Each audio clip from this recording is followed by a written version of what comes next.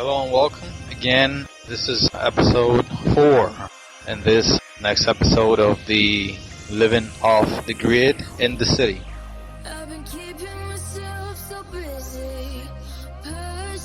I would like today to cover disadvantages of supporting the current energy system as it stands. In the last shows I have covered various reasons not to support the current system, to make a switch, to make an effort, to make a stand against the current system, because it is highly inefficient, it is harmful for health, harmful for cultures, other societies, other countries. It causes conflict, it causes environmental upheaval, environmental damage.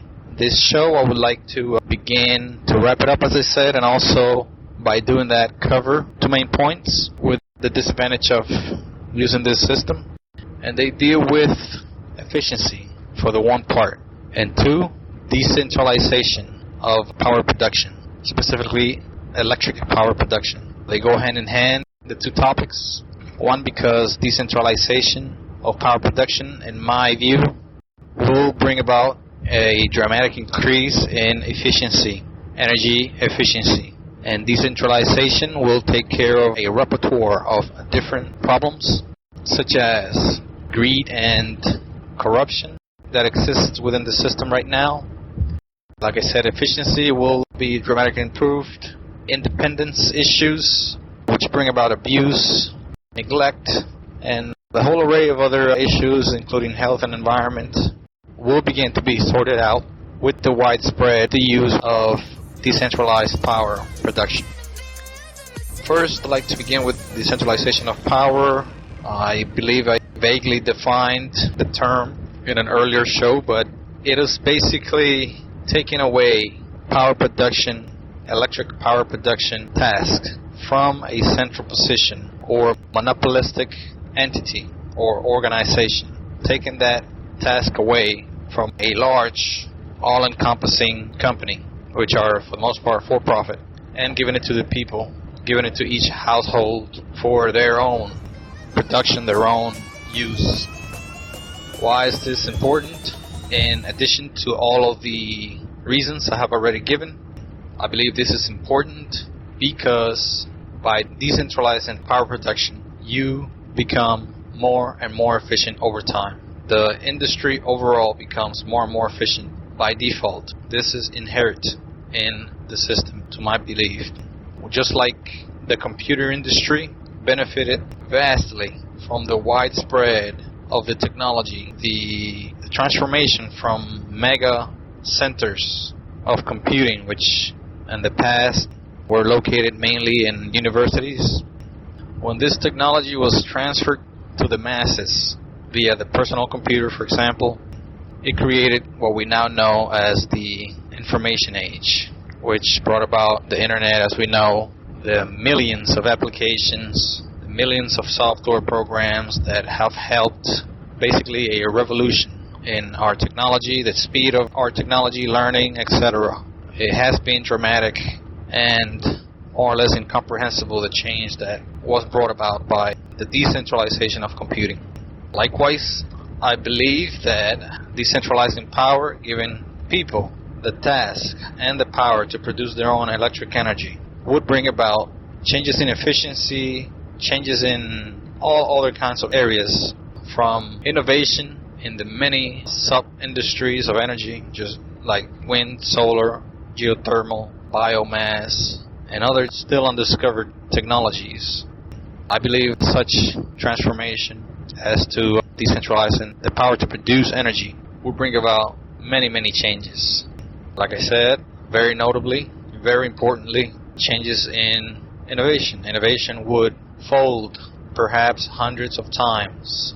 Why? Because you don't have just separate labs here and there as they now exist, testing new technologies, testing equipment, testing efficiencies. You would have the millions of homes that take power production into their hands. Each one of those homes would basically become, by default, a lab, test bed for all kinds of energy producing technologies. This would bring about a neck break speed increase in energy producing technologies and their innovation. This would speed up the rate of advancement in that area, in the energy producing area. It would be basically, we cannot even begin to comprehend how much faster the industry would improve. That reason alone, standing by itself, is enough to instigate anyone that cares at all about human advancement, is enough to instigate a change and to begin to try to decentralize power production. That benefit alone is just huge and so important that it would be hard to believe someone would be against the outcome of such change. Well, with the exception of those that benefit from the current system, which are few and far in between. People involved in the power industry, in the power companies, power generation in the traditional sense as it stands right now. But other than that, everyone else would be on board if they only knew of the advantages that decentralizing power would bring about. Decentralizing power would mean educating, training, giving people tools to produce their own power. Right now, they do not have it. Right now, even information about producing their own power is taboo, is looked at as risky, looked at as highly expensive, highly inconvenient, and it's, in my eyes, very attacked. Like I said before, the industry, many industry representatives are paid on a regular manner to thwart any efforts to bring about change in the energy industry and to misinform about alternative energy technologies and prop up their own technologies, their own old, outdated, problem-causing technologies. Another huge advantage of decentralizing power would be that such change would bring about not only innovation and advance in the technology, but also advance rapid. I'm talking increased dramatically speed in the efficiency of the technology, of the many technologies that would spring up. Like I said, every home would be a test bed for new technology. Thus, their owners would continuously look for ways to improve it. Even if they come up with new technologies or old technologies, doesn't matter. It is in the interest of the user, the owner, to improve on its efficiency. Why? Because if they improve on their efficiency, the less costly it is, which helps out their bottom line, helps themselves out. This is natural. This is a self-regulated, self-balancing system to where you're given the tools, you use the tools, and you look for ways and are given the tools to look for ways to improve it as you yourself benefit from the product of your technology. So, for example, if someone has a battery system in their home and they depend on that battery system because that's basically all they have, let's imagine for a moment there is no traditional power company. You are on your own and generating your own power. In my eyes, battery technology today would be light years from where it is right now. But if someone had, let's say, as the current technology stands with batteries, someone had a battery system in their home, it would be in their interest to improve the performance of such a system. How would they go about improving such a system? Well, people would be given the tools. That would be one way. They would be given the tools to attempt to improve the system. Education is one. Technologies to be able to attempt an improvement in the technology. Another. Incentives, such as patents, without all the costs that patents and inventions bring nowadays, such as governmental or community programs for inventions and technologies to help those out, move along, to help them out with the costs where required. And another thing would be a public awareness of the importance of improving technologies. This would improve or make a lot more people interested in improving their technologies, not only to help themselves, but to help other people, which is a huge reason for people to cause change. Not only to help themselves, but to help others, the satisfaction that comes with it, and the reward that comes with it. Because you might be able to, in the current system, for example, sell your technology for other people that are interested as well in improving their own power production system. See, when you have people owning and operating and producing their own power, they attempt to improve it. As it stands today, the only people interested in improving any kind of technology are the people that work directly for the power company, which are also worried about the bottom line and profitability. Change and research and development is expensive, is slow moving, because there's not that much of a incentive for the power company to change. It is expensive for a large, sluggish, and rusty corporation that has been sitting in place for decades and generations. It is hard for that corporation to want to cause dramatic change, rapid advancement, because it is against their motto, it is against their interests, it is against the structure where they operate. They operate under an economic for-profit structure, and being so large and so sluggish, it is basically, and at the core, very inconvenient and highly, highly prohibitive to cause rapid change, rapid improvements, because there would be a lot of loss in their older technologies that they feel they need to get their profits from or their investment back from. So change is very slow moving in the current system. Decentralization of power production, it is also important because, guess what? Everyone doesn't depend on one company, which is very logical, and a logical structure. It's a pyramid scheme that if the stone at the top of the pyramid crumbles, the rest of the pyramid crumble, just to put it figuratively.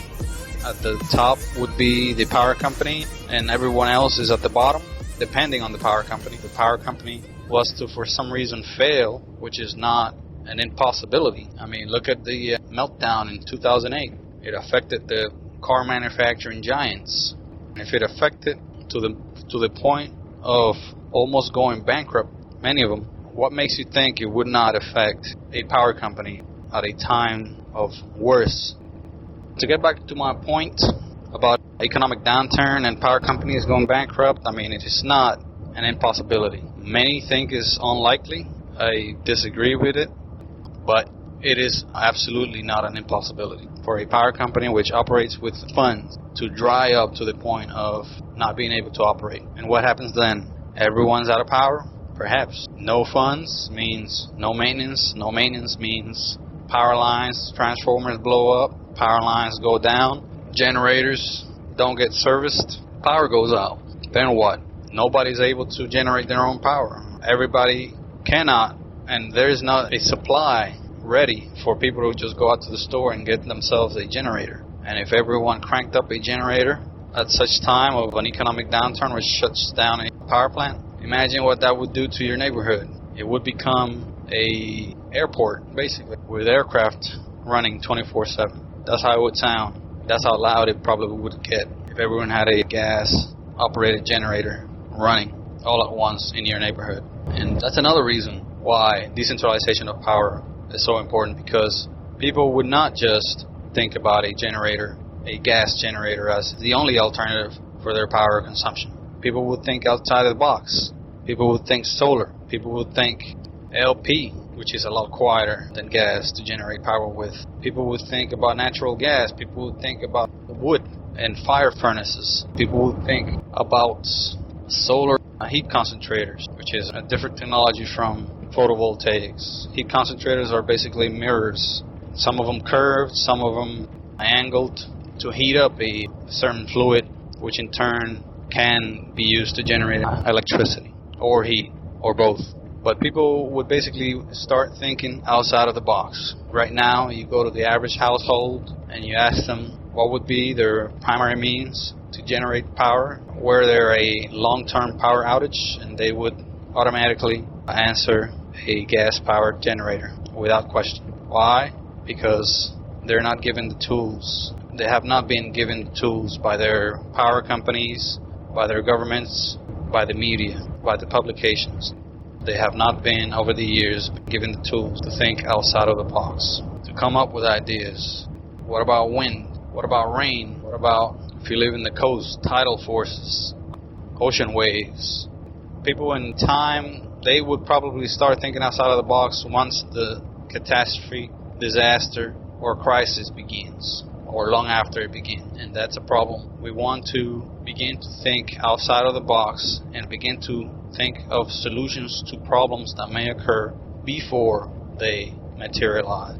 That's called preventive thinking, preventive planning, preventive action. If we wait for crises, there would be so much suffering, unnecessary suffering, and it's just not worth it. People are much too happy to spend thousands of dollars, perhaps close to more than 100,000 over their lifetime in cars, in restaurant food, in fashion. People spend fortunes on these things, and they do not want to consider, for the most part, in most areas, options in innovation in energy production and a lot of other areas like food production, food maintenance, or food storage, long-term food storage, safety, catastrophe recovery, catastrophe prevention, survival technologies such as for hurricanes, floods, tornadoes. Most people think those things are above their reach, above their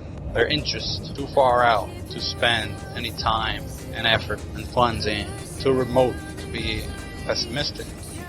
But even being realistic, you have to consider that disaster may strike at any moment. Just recently I was just driving by in the highway going from one state to the next, and within seconds this large dark storm rolled through. Swirling clouds, low, rapidly moving clouds just enveloped me. It got dark and it got scary real fast within seconds. And the wind started picking up really fast. It started raining almost at an angle sideways. That's how fast it was. Even though nothing came out of it, conditions like that is what produce tornadoes, produce flash floods, produce conditions that bring about catastrophes. And it could happen in the blink of an eye.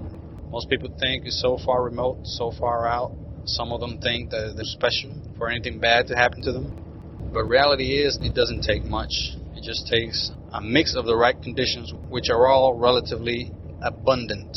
The conditions are abundant. It just needs to be the right mixture. And boom, you're out of there. Strike out, just like that. It is not that remote, folks. It is not remote at all. It is actually very likely that a major natural phenomenon will occur in your neighborhood very soon. And this is not apocalypse type stuff that I'm talking about. Talk about your regular day-to-day sudden flash flood, sudden storm, hypercell, multicell, supercell thunderstorm, something of the kind that will cause major catastrophe within minutes. And they move rapidly.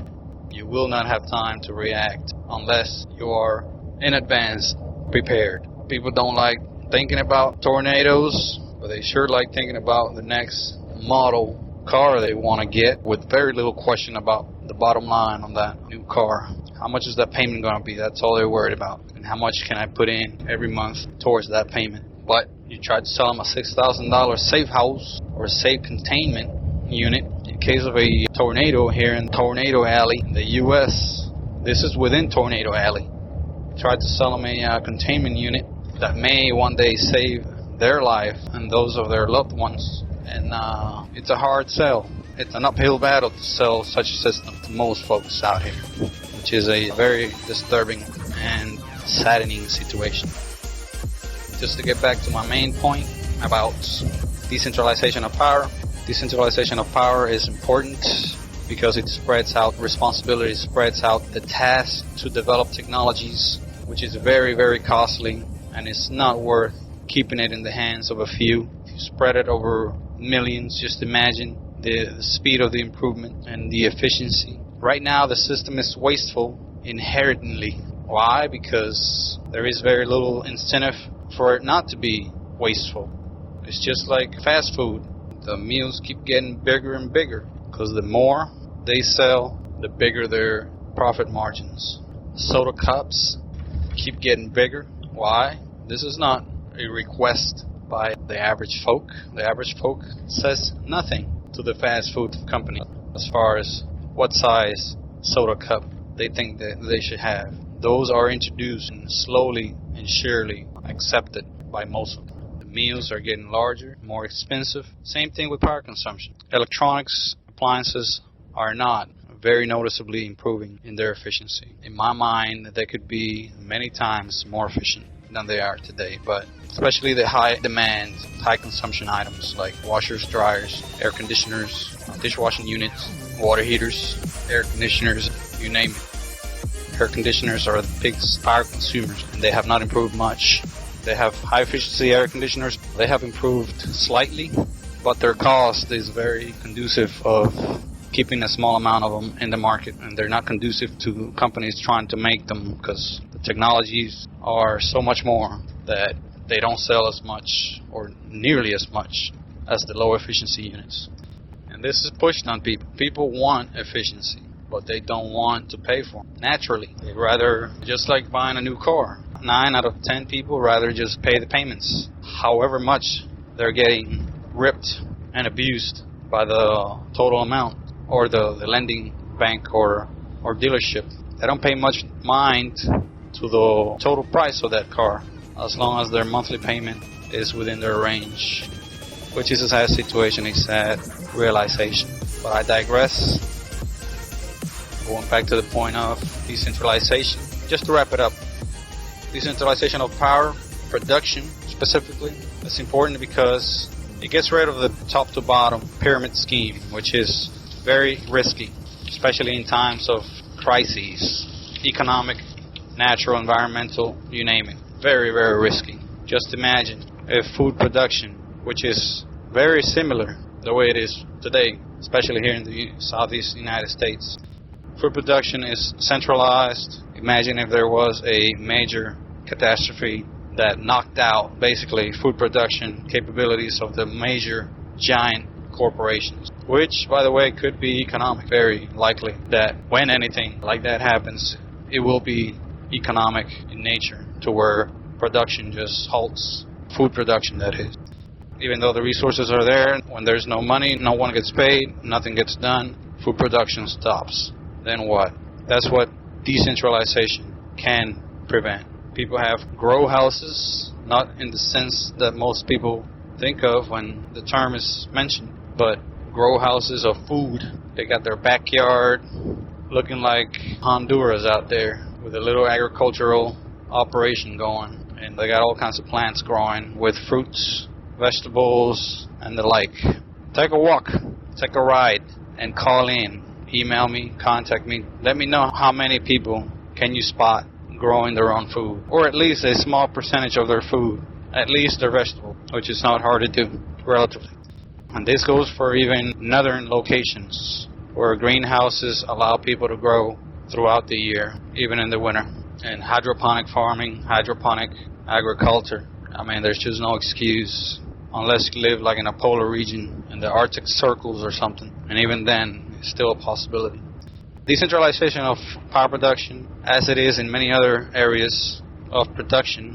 I just named food production, but it can also apply to production of anything. Manufacturing, clothing production, production of education, you name it. If you give all those powers away to a centralized entity, it's okay to give some power to centralized entities, but not absolute. Absolute power becomes absolutely corrupt. That is just virtually a law.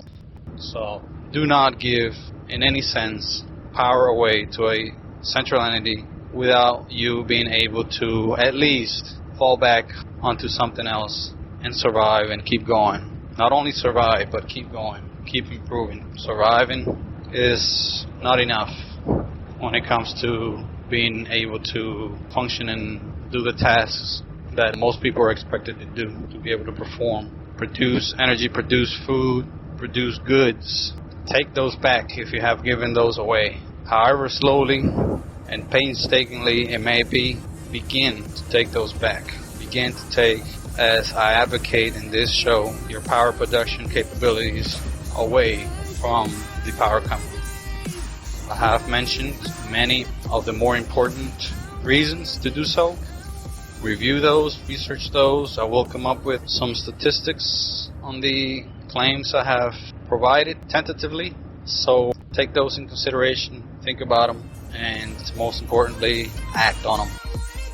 This has been another presentation of Living Off the Grid in the City. Hope to get you to tune in at a later occasion, and you have yourself a great rest of your day. Been testing myself by the worst. I've been pushing my mind to the most. I've been loving the people around me, but I'm so paranoid, yeah.